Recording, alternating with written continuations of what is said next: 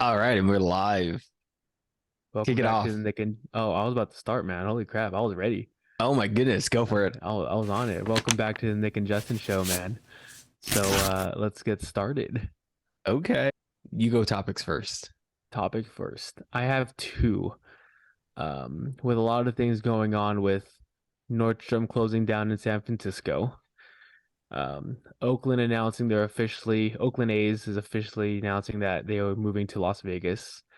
The question in my head is the Bay Area dying, especially with all the layoffs in tech.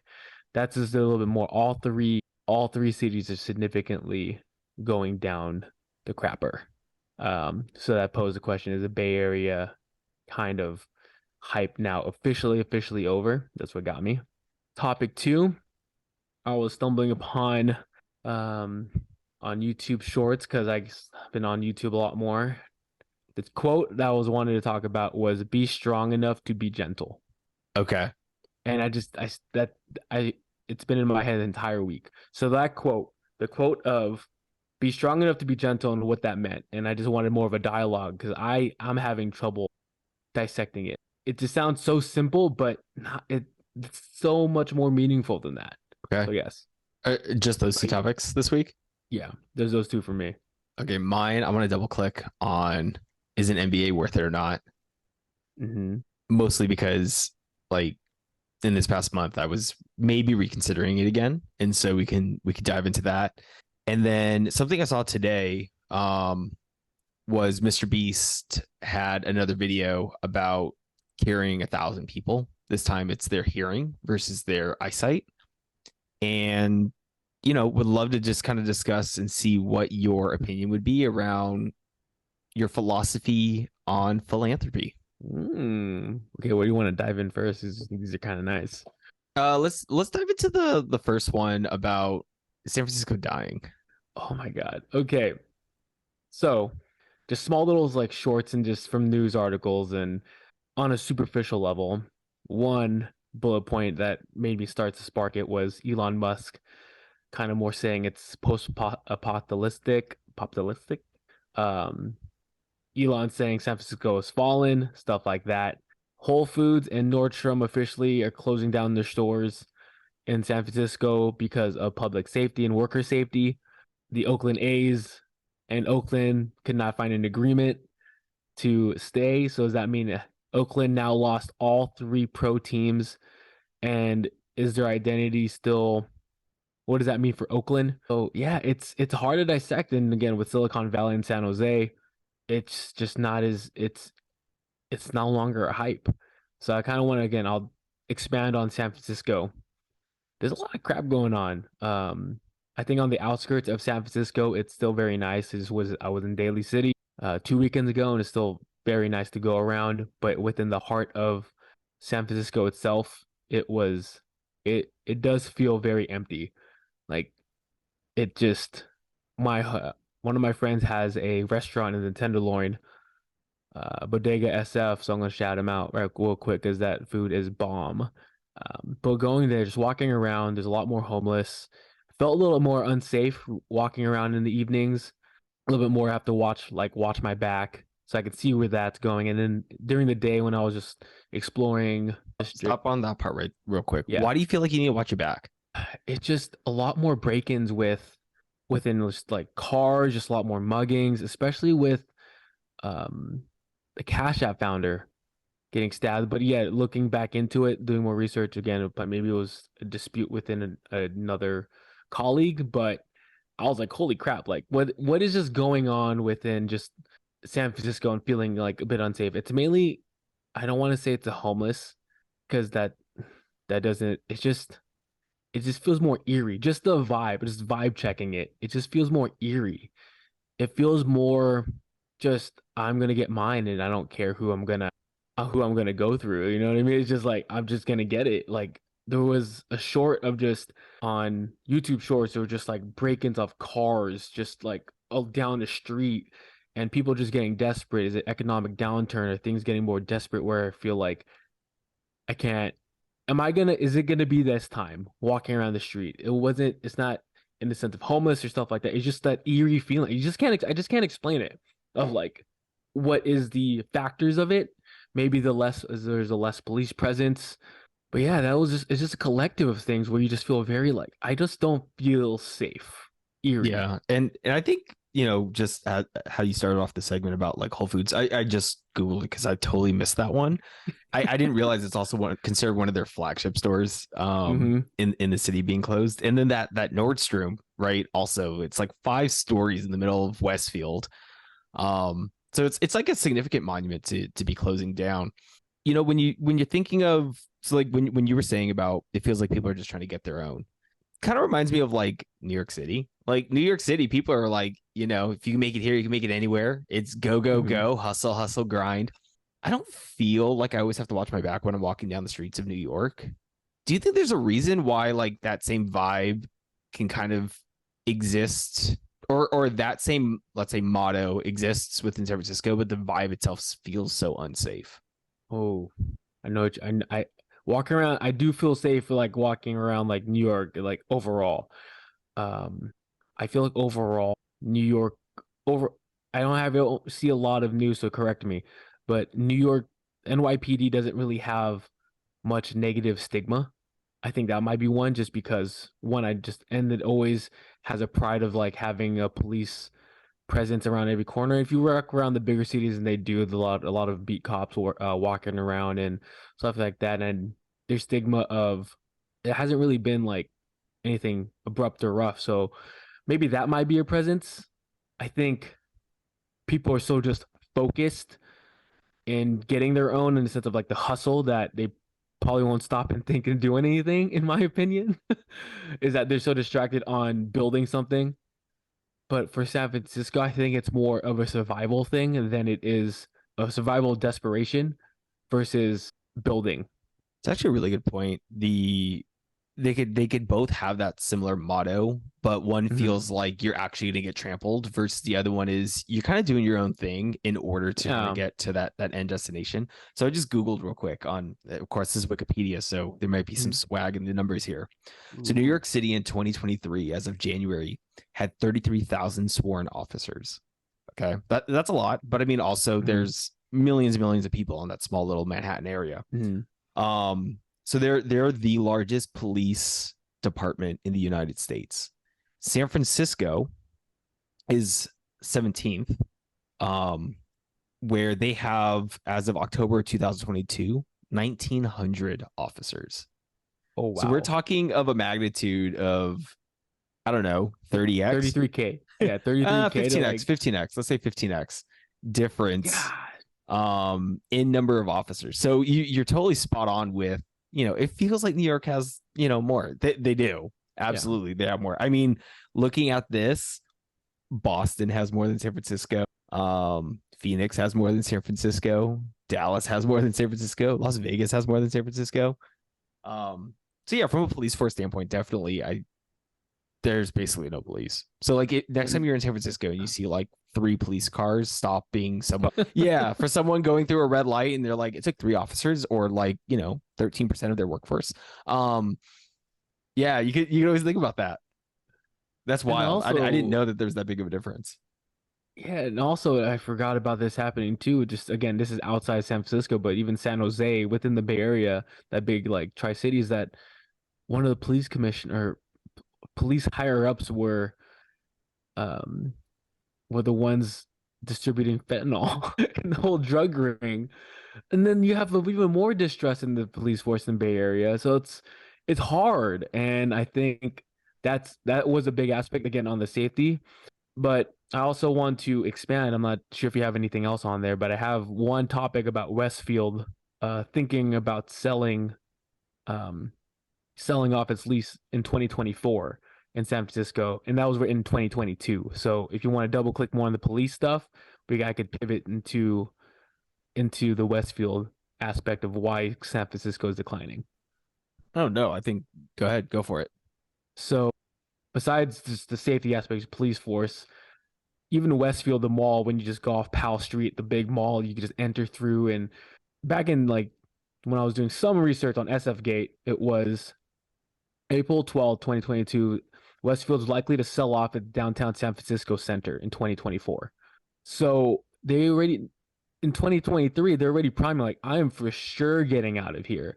And a Paris-owned company just wants to pivot more on quote unquote higher end cities. So if San Francisco is no longer a city, a desirable destination, what does that even mean now? Yeah, like what is San Francisco at this point? What is San Francisco? Yeah, it's a hard one. I do wonder if maybe that's one of the drivers of them not renewing their lease Yeah. is if you know that the owner of the mall is about to churn, there's risk in being a tenant in this building, not knowing what the future of it Mhm. might hold. Yeah. Yeah, I mean, dude, ever since I moved out of San Francisco, and by San Francisco, I mean like the Bay Area in general, Yeah. there's no reason to go back. Like, There's I mean, there's no sure, I hype could of come visit you. Yeah, not yeah, thanks, hating man. on It's it okay. I'd rather go altogether. to Seattle at the moment. Yeah, I was thinking that exact same thing. Like, I was having a conversation with like some family members, and they were like, "Are you ever gonna come back to the Bay?" I was like, "I'll go back to the Bay for like one of my buddies." But half the time he's flying to me anyways, and it's probably a better time. So there's no reason to go to San Francisco. But there's nothing to do. I feel like there's nothing to do in the Bay Area anymore. Like, There's food. I'll give it to you. Seattle's food scene is significantly worse than the San Francisco Bay Area food scene. I do miss okay, the so food there. I think LA is still better than both. I mean, you were saying what does San Francisco have? LA, yes, I trumps that as well, but okay, but outside of that, okay, the weather, but with climate change or a downpour, I felt like I was living in Seattle. what's wrong with that? You don't like rain? There's nothing wrong with that. I just felt like I might as well just move to Seattle. Oh, well, real estate up here is cheaper. Come on through. Oh, I know, right? Gosh.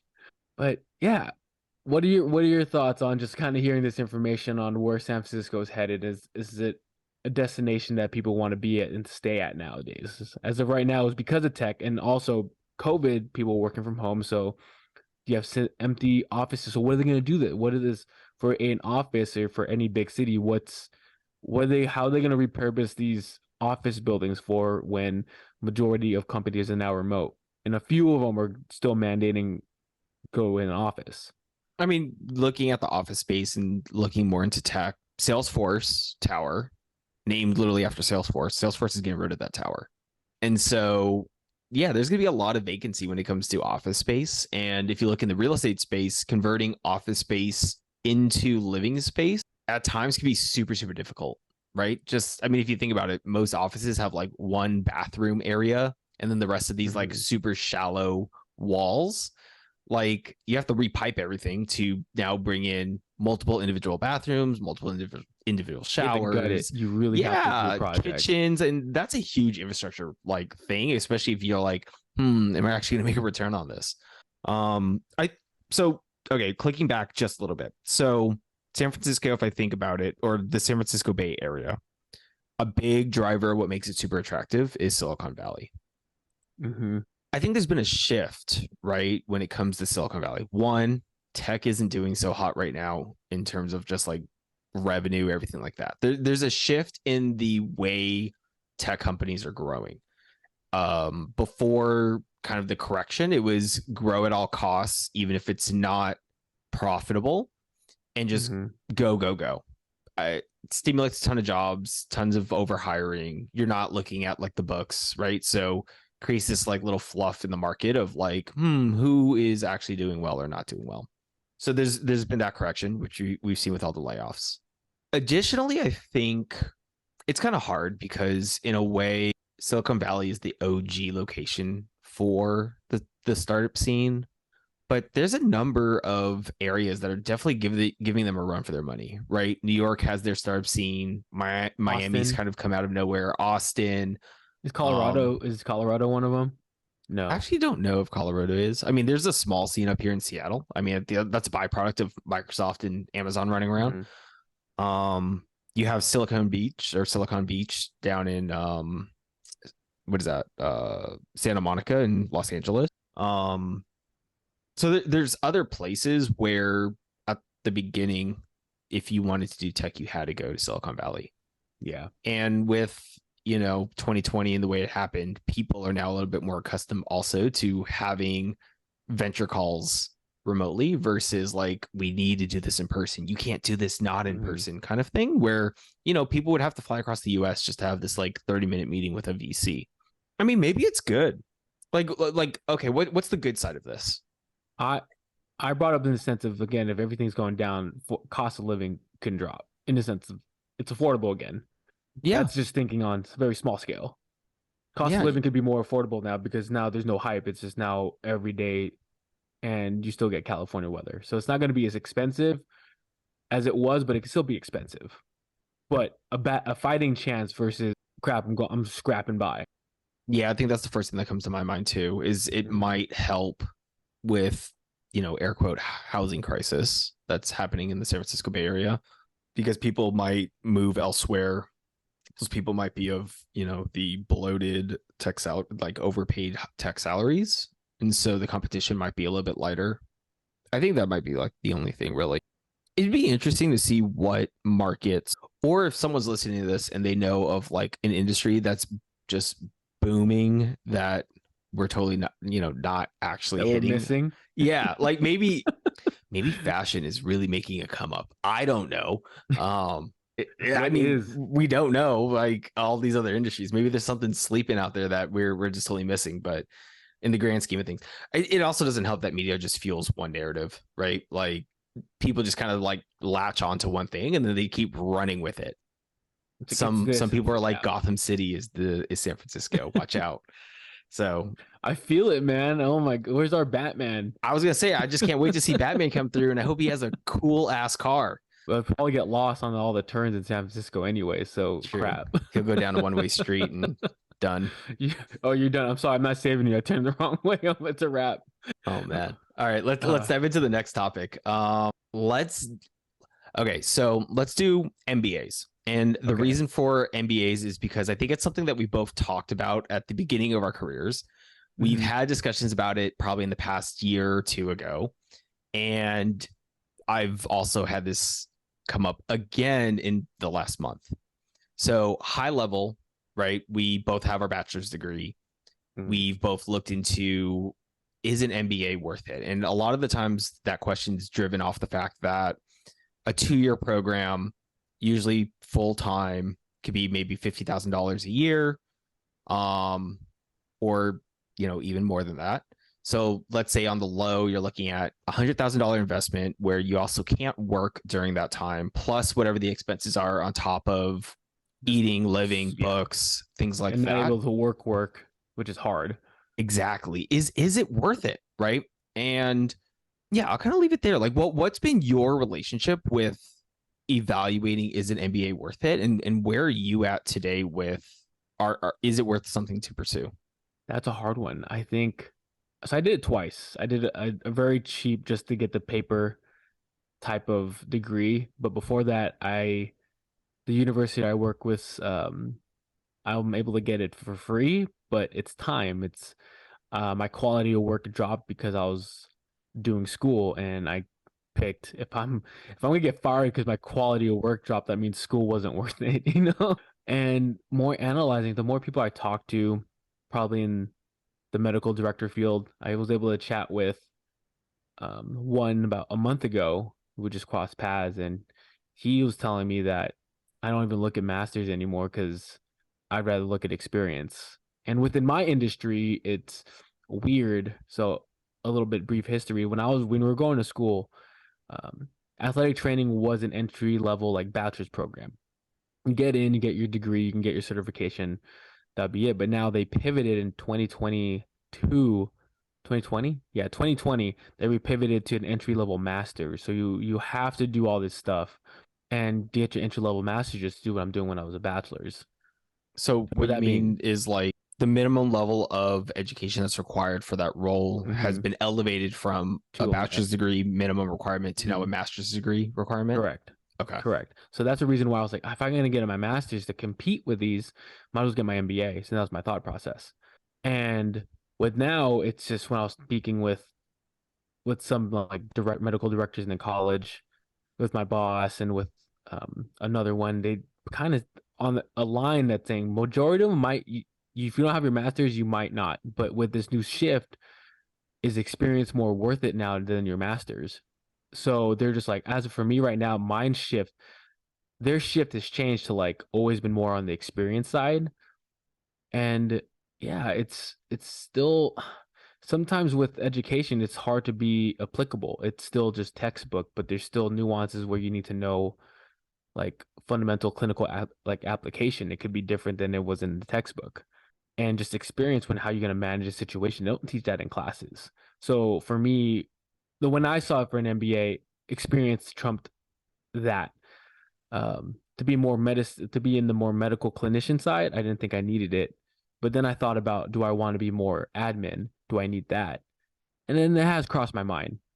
If I did an MBA, it might help me out.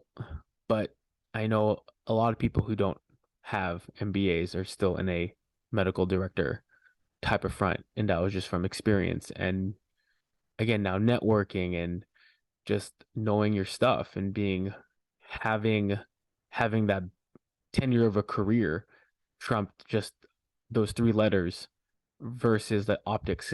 I'm not in the business world. I don't need that optics. Do you think that like without an MBA, there's a little bit of a glass ceiling? And if you were to have an MBA, it kind of greases the wheels a little bit where it might make it a little bit easier to get past that? I think it'll be easier if I want to do more upper admin stuff. So if I'm just strictly talking about collegiate, maybe if I want to be an assistant athletic director in like the medical side of things, that might help. But going back to what an individual wants, that's just a climb of the ladder. But what happens if you don't want that? And I question, do I want that as well? Can I just we talked back in the first episode was I just want to just get my job done and get this going. Because if I get a higher promotion, then that means there'll be more time away, more responsibilities away to build something else. And so right now, I'm salary wise, I'm okay, but I still want the time. And that for me trumps on me not getting an MBA because I'll lose that time. Because I feel like I don't want to be in that role.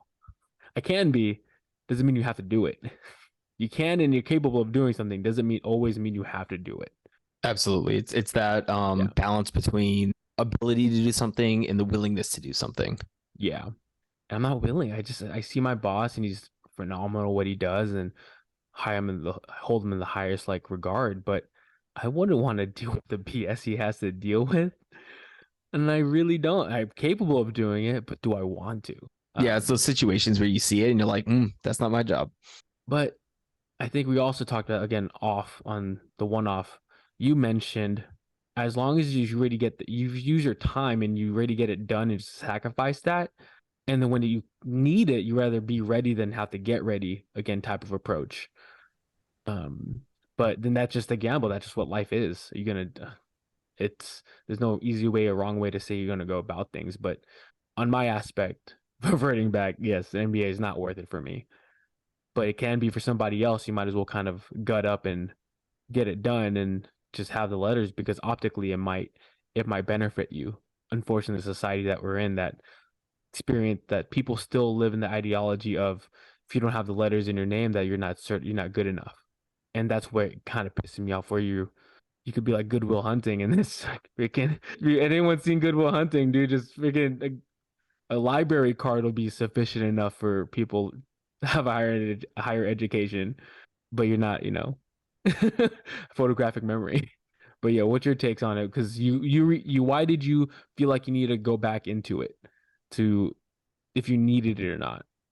Yeah, that's a good point. So I think so when I first was looking into it, because of the cost, I'm looking at it from a purely almost like Excel model. What is the return on investment? Is it worth it? And so like, if you're giving up 2 years of your life, the opportunity cost of whatever you could have been making those 2 years. And this is the assumption of a full-time program, right? Not a part-time program, not a one that you could do while you're working, things like that.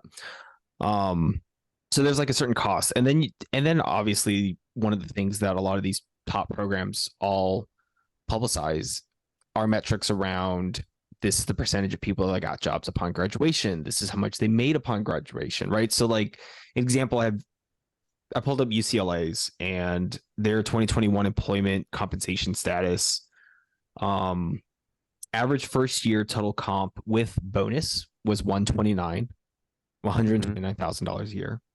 The average base salary was $116,000 a year. Mm-hmm. And it might be a byproduct of the fact that I'm already in tech, but that number was pretty achievable pretty quickly without an MBA. So is the ROI there from a salary bump standpoint? Probably not. Then I was thinking like, okay, well, how can this help me kind of accelerate up the ladder per se? And I think something that you said that kind of also got my mind thinking a little bit was I think it depends if the job you're going for is with an individual that you know or a sphere of influence that you know, or it's like a sphere of influence that you don't know. If it's of a group that you don't know, all they can judge you on is by your resume. Mm-hmm. And so they're going to look for those things to help basically filter out, air quote, the crappy applicants, where like that MBA helps you float to the top. So in those areas, maybe it could be something a little bit more interesting, just because like if you have 1,000 applications, you need to come up with some kind of criteria to filter it down. Yeah, agree with that one. But if you're working with a group or an individual, right? This is where it's like it's who you know, not what you know. You're going to get referrals in. And if you're already in a company and you know someone else is a badass, no one's going to care about that MBA, because when you're like, no, this person can perform like no other, like you said, no one's going to be looking at the MBAs, or no one's going to even be looking at their school at that point, right? Because now it's that referral, or the fact that someone's willing to basically put their reputation on the line to vet someone else for that performance. Mm-hmm. And so part of me was like, well, where am I going with my career? Right. So the reason why this came up in this past month was I was connected with one of my buddies, and he was letting me know, he's like, hey, I'm looking into an MBA program. I know we've had this conversation before. I know financially it doesn't make sense. What if I could say you could get an MBA and for 2 years it costs you $24,000?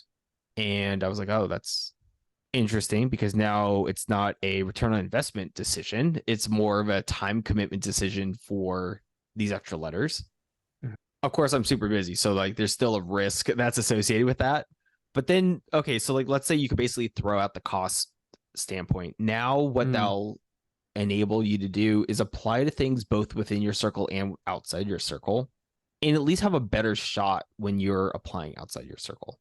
Assuming you ever want to like get out of that. It's good for like changing industries. It's good for maybe you're changing locations in the United States, right? Like maybe your sphere of influence is all within the San Francisco Bay Area, and now that I'm up in Seattle, I have less connections.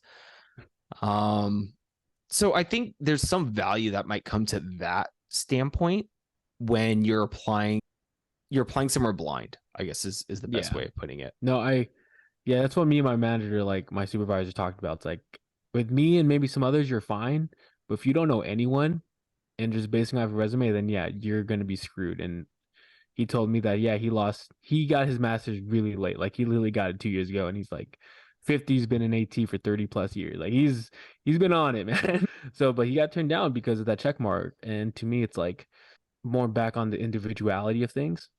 I want to also expand on time. When you said you're not sacrificing the cost, now you're sacrificing time. What does that mean? So let's just break down a 24-hour day, and like on your aspect, would that time be worth it? Because if you go back to school and just work, what time slots will you be giving up, and would that be worth it? Which one would have the more REI? ROI? God. Yeah, you want to go hiking, man? Yeah, I kind of want to go hiking. Actually, I've been thinking about it. But what is the ROI giving up that time? Like, what would, if you were giving up working on the house or even this podcast, that might financially be an investment versus. So what were you willing to give up? I mean, I think the reason why I didn't apply is because the things that I'm currently involved with are things that I don't want to give up. Mm-hmm. And I think that's ultimately maybe, the deadline I think just passed, and, it's like, okay, cool. This is always next year. But if I didn't have the house, like, fixing it up, renovating it, having to just spend some mind space over there, I might have probably done it. It's if I had a little bit of free time, I usually fill it with something. And so then it would have been maybe something a little bit more viable. But just where I'm at currently with the things I'm involved with, I didn't see that the potential upside was significantly higher than the current track that I'm on. No, I agree with that. So, but I mean, we've had some close friends. They've all gotten their MBAs recently. Oh, they did. So, and we never fully follow up on like, did it really elevate them? Like, I think, did you? Have you? No, I actually haven't. Like, so was it worth it or? Yeah, was it? There might be a follow up on this. Do some digging. They like you more, or they remember you more. I don't know. I don't know. I didn't get invited to their wedding, so. Oh wait, well, actually, yeah. There you go. Yeah. Well, he did get a pay bump from it. But again, that's just the industry you're in. Like, will it benefit you? Unless it you could get be the progressiveness of the industry as well. Some of the older industries are it's just the way they are, right? Mm-hmm. So then I want to add on to that is like a pivot, but is an MBA versus doing certifications, which one's more valuable? So for example, if you just do a 3-month boot camp to elevate a skill set, is that more worth it? The reason being of just talking this subject, I had this conversation yesterday actually with a few athletes. They asked me, I'm a comm major, what the hell am I going to do with my degree? And they were looking for like certification, like certificates or credential programs. Like if I do like just coding or business analytic or do business analytics at a Harvard like class, that gets me a certification and more credibility. Is that more valuable than go and get your master's? And to me, it did, because it's something more tangible, something more specific, knowing that you can execute the job. But I never had to be in that side. So I really want to hear, since you're doing hiring, would you value more the overall degree or skill sets?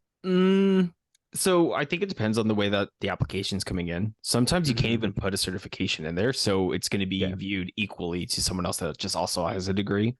Depending on the roles, sometimes the degree doesn't matter, right? It's been put in as a way, like I said, if you have 1,000 applications, how are you going to filter it down? Because you're not going to spend time reading 1,000 applications, right? And so you just put it in, you're like, do you have a college degree? Yes. Cool. That filters it down an extra 300. Now I only have to look at like 600 or 700 or whatever. Mm-hmm. I think that's if they're going through a normal application tracking system, right? So you're applying through Workday or you're applying through Lever or Greenhouse or whatever those other ones are. There's so many of them. I think in those cases that helps you get through the gates, right? In the same way that like having an MBA will be like a check mark that system is going to recognize and acknowledge. One thing that you had said is like, is getting a certification that shows that you could execute put you higher above someone else? I don't think a certification does that or proves that. I think what actually proves that is like a broad statement. I think anyone and everyone can make a portfolio of some way, because everyone in some way, shape, or form has had worked on a project or solved some sort of problem. You can anonymize the details. Like you don't have to talk about the specific client. You don't have to talk about like maybe some specific numbers, right? You can maybe give broad strokes around what it is, but putting something together like that to display your work, that shows taking initiative, right? That's going to set someone else a little bit more apart to where, oh, this is maybe a little interesting. Maybe I'll look into this. Oh, this is how they put this together. Like maybe they built it themselves. Maybe they didn't build it themselves. Maybe they fibered it out. I don't know. But it creates another, especially with like LinkedIn like people that send me stuff on LinkedIn, like don't send me a message on LinkedIn with an empty profile, first of all, right? And then if you have some kind of portfolio with it, now it shows that you like can take initiative beyond just like, hey, I sent you a message. I mean, that's a huge initiative anyways, is sending someone a message, because a lot of people don't do that either. But if you really like, you also have to realize you're probably not the only one that's sending someone a message. So you have to constantly think, what's that next step that you can do that's going to set you even further apart from another person that did that? Yeah. And I think that's what really starts to filter people apart, is like, that portfolio aspect. Yeah, absolutely. I mean, thinking about like all the random things that we've done when we got laid off or had some extra free time or things like that, it's like, yeah, it's kind of cool if you have something to point to and you could be like, yeah, like in 2020, I lost my job and we spun up a clean room cleaning business. And the next person is, what? Like, you're in tech doing business operations. Like, what do you mean you spun up a clean room cleaning company in your free time? Right? Like, that all by itself already piques some level of interest to Like, someone. what is going on here? Yeah, exactly. And you're like, oh, yeah. Like, I had to learn all about like HEPA filters and air pressure and flow and like particles and like system design. And you're like, did you go to school for this? And I'm like, no, man, I got a degree in MIS. Like, this is nothing Figured it out. similar. Yeah. Figured So, it out. right, like those are the things that actually spark interest and actually can have a conversation around like, this is kind of random, right? Weird. Yeah, you're an athletic trainer, but like you open the box of like, let's talk photography. And like you have to be able to create the sliver that can start the conversation. Mm-hmm. No, I agree with that. So back to the overarching question: is an MBA worth it? After this discussion, I still say no. Yeah, I'm still in the boat that's no, it's not worth it. I think that if you're truly someone that can go out and execute, an MBA is not needed. How about in like these? Gonna just before we fully close this door. It's like even with like big four companies, like when you work for Deloitte back in the day, like even higher like tier companies, like was an MBA. Did you need one? Again, now playing the game and knowing you want where your end destination wanted to. Again, knowing this is when someone needs to know where they're going. Yeah. So the thing you have to think about when it comes to like consulting or professional services or things like that, when you're submitting bids, you're basically submitting your resume.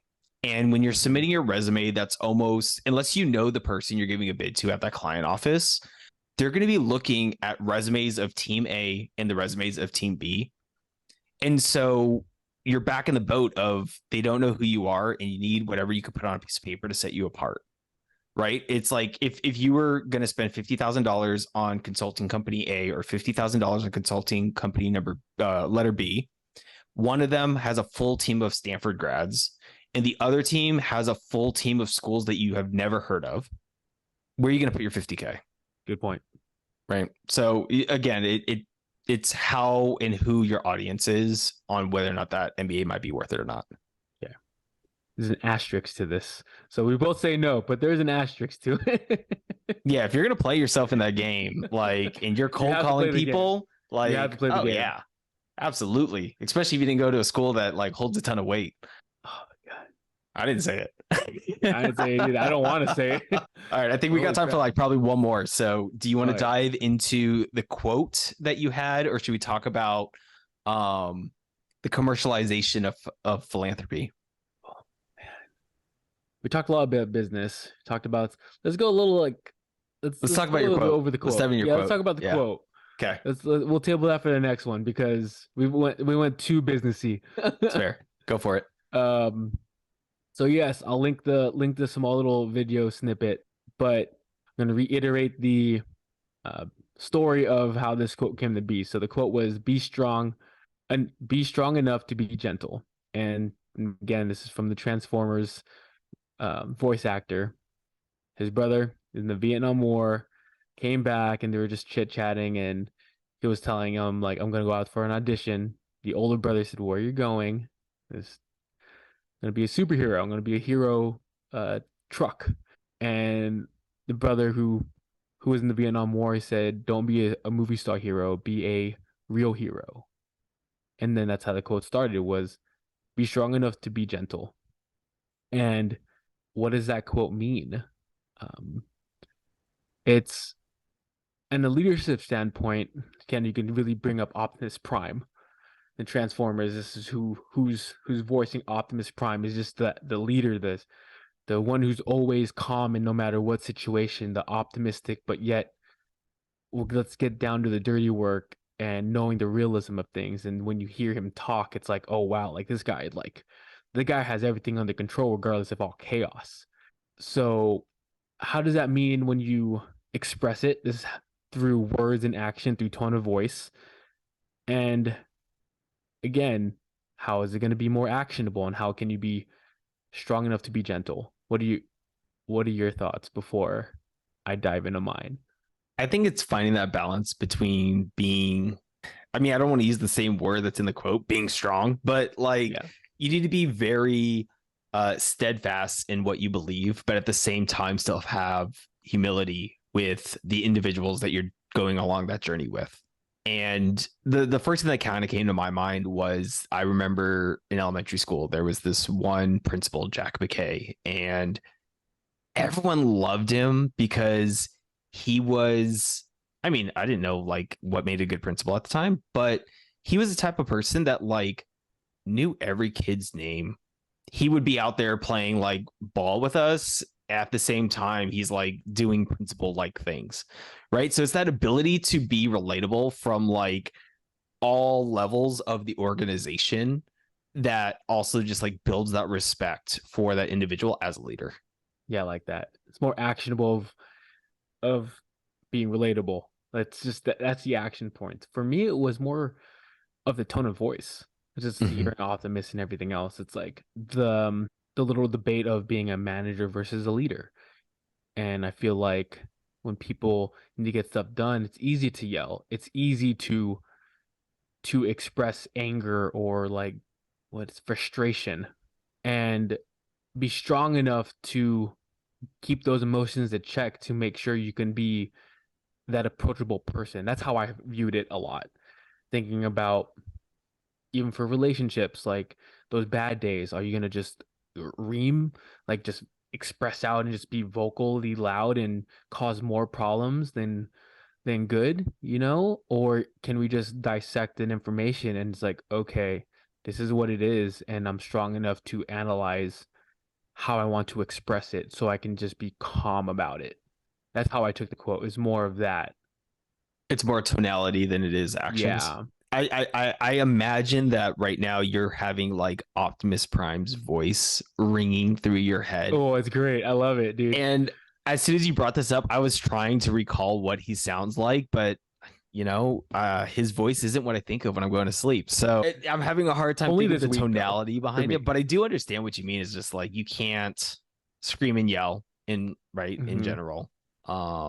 Yeah, I When think that's interesting that your focus is more on tonality. For me, it's almost like no matter how much of a hierarchy there might be within a group, like I always hate that like that one line. I mean, there's a time and place for it too, but there's always that Mhm. like time where someone could be like, don't deal with it yourself. Like go talk to their manager because like that's what their job is.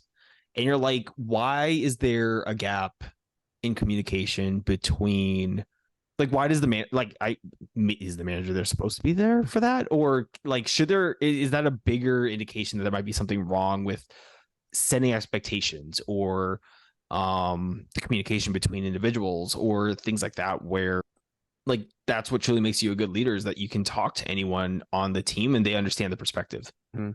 It's versus so being approachable. told what to do. Here's your marching order and go forward. And when you have something to like to talk about, you just can't because you're just paralyzed because of just that fear. Yeah. Yeah. I think I'm a huge advocate of like very flat organizations.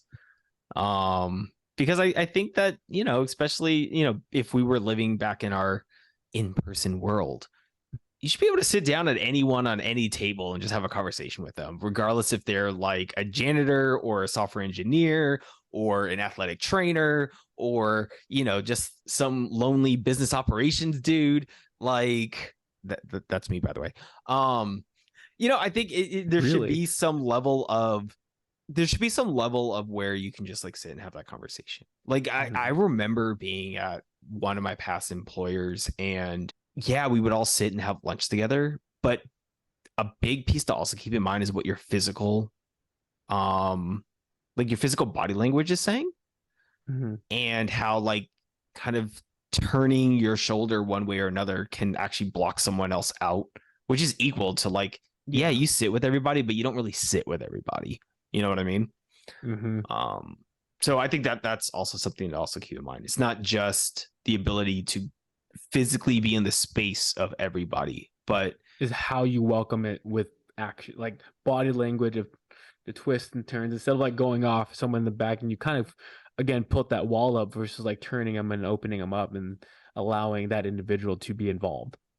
Absolutely. And you talked about it too. Like sometimes people are a little bit afraid just because of someone's title, right? So the Mm-hmm. person that's in that other role that might be higher up, air quote, right? Air quote higher up or something like that. It's a little bit more onus on them to be the one that takes the first step of opening up the conversation too.